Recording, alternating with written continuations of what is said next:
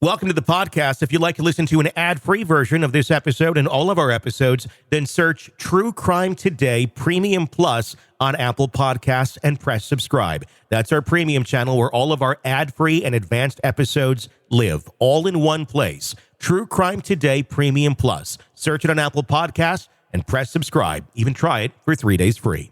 You're about to take a deep dive into one of the biggest true crime cases in the universe. Or, at least, on our part of the planet. From the Hidden Killers podcast and True Crime Today. All right, so you want to dive into the Gloria Satterfield case, huh? Let's do it. Well, buckle up because this one is a wild ride. Yeah, it's a real doozy. It really is.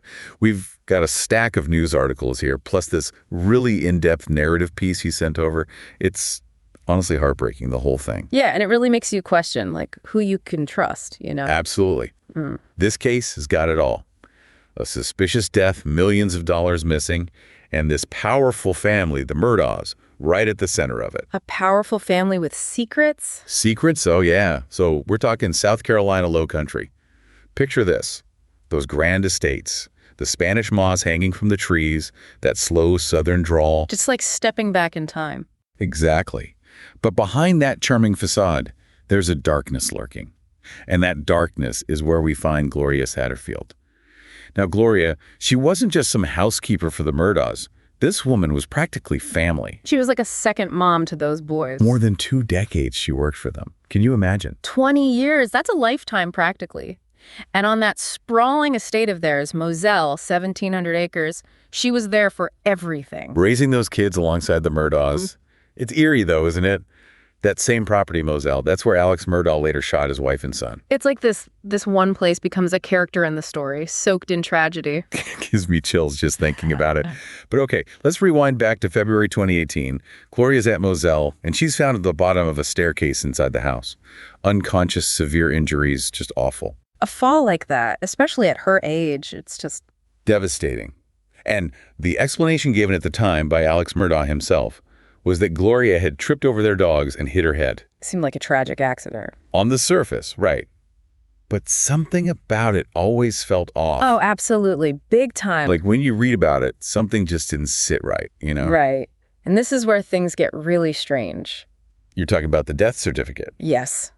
Despite those severe injuries from the fall, it lists natural causes as the cause of death. Natural causes. Come on, that's a huge red flag. You don't just walk away from a fall like that. Exactly. And get this, there was no autopsy done. What? No autopsy? Are you serious? Nope. No autopsy. You'd think with a fall that bad, especially with someone who was healthy before, someone would have at least considered the possibility of something more. It's like they wanted to avoid any further investigation. Very suspicious. Like they want to keep it hush-hush. But you know they say where there's smoke, there's fire. And let me tell you, this is where the fire starts to burn. Because not long after Gloria's death, Alex Murdaugh, he approaches her sons, Tony and Brian. Talk about adding insult to injury. Right. These guys have just lost their mother, their world's been turned upside down, and here comes Murdaugh, this pillar of the community, with a proposition. And they trusted him. Right. Completely. He tells them they should sue him. Sue him. Sue him Yeah. for wrongful death. Wow. Okay, hold on a sec. For those of us who aren't lawyers, break that down. Wrongful death.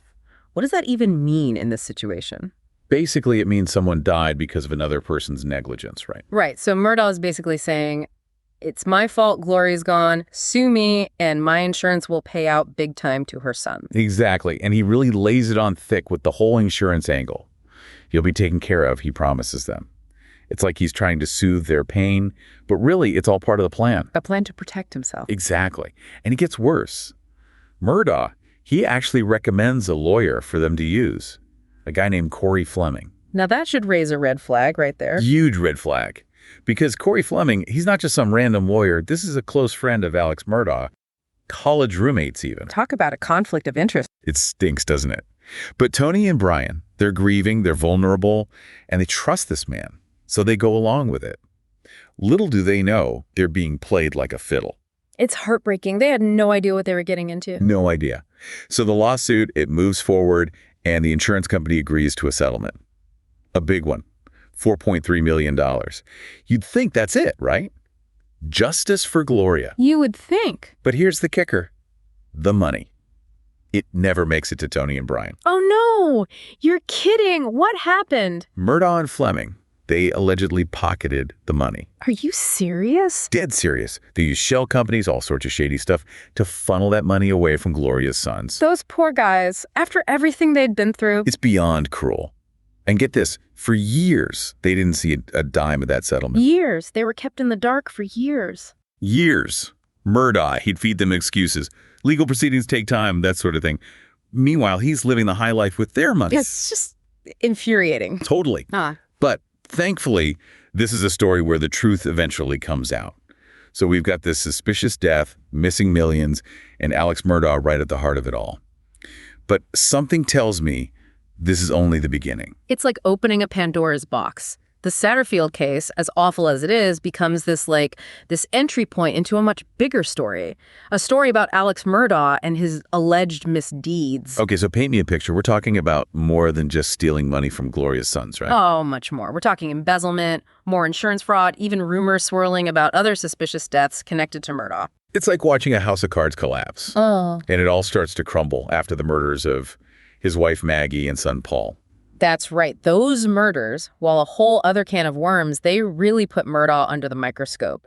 And that's when the truth about Gloria's settlement money finally came out. And Tony and Brian, they had no clue this was all going on. None whatsoever.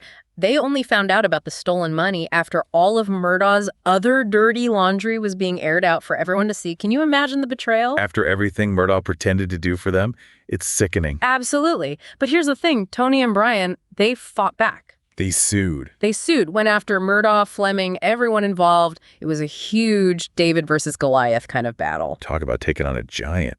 It was a testament to their mom, you know. They wanted justice for Gloria.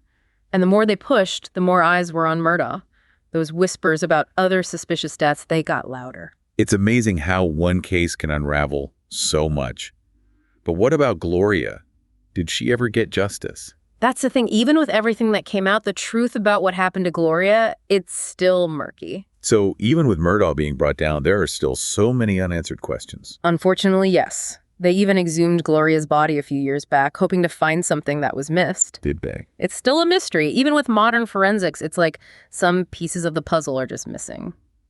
So what's the takeaway here? What can we learn from all of this? I think it shows what happens when power and greed go unchecked, but it also shows the power of speaking truth to power. Tony and Brian, they could have stayed silent, but they didn't. And because of that, a lot of wrongs were brought to light. And for anyone listening, I guess the message is don't be afraid to ask questions. If something feels wrong, it probably is. Trust your gut. And remember, Gloria Satterfield, a woman who deserves so much more than what she got. This case, it stays with you. A tragic story, but an important one. And as always, keep digging for the truth. In a world where the darkest secrets lie just beneath the surface. They said it was an accident, but the evidence says otherwise. Where hidden killers roam, unnoticed, in the shadows. I think you would definitely be looking at a blend of toxic, very bad narcissistic personality traits, and they will be vengeful and possibly resort to violence. Join Tony Bruschi as he uncovers the truth behind the most chilling cases. They said it was an accident, but the evidence clearly says otherwise. Each episode, we dig deep into the minds of those who commit the unthinkable. To your point on narcissism, he thinks in his own mind how witty he is. Yeah. But he lost that jury. I was done with him in 2 minutes. From unsolved mysteries to infamous crimes. Geez, you've just talked about how you've taught yourself how to do everything under the sun. I bet you did a YouTube video, how to best kill somebody with a knife. Hidden Killers with Tony Bruschi takes you where few dare to go. How does someone with such a dark secret go unnoticed for so long? With multiple new episodes every single day. We're not just telling stories, we're seeking justice. Listen now on Apple Podcasts or wherever you get your podcasts. Just search for Hidden Killers with Tony Bruschi.